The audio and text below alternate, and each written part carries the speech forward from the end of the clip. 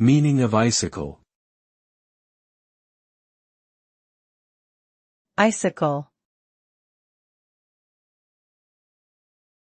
Icicle. Icicle.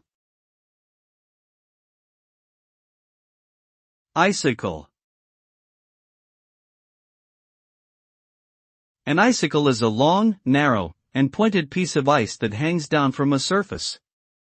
It forms when dripping water or snowmelt freezes in cold temperatures. Icicles can be found hanging from trees, eaves, buildings, and other structures in winter climates.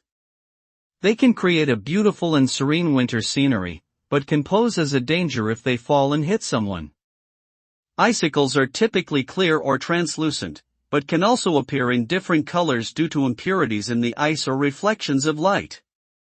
Overall, icicles are fascinating natural phenomena that add to the beauty of the winter season.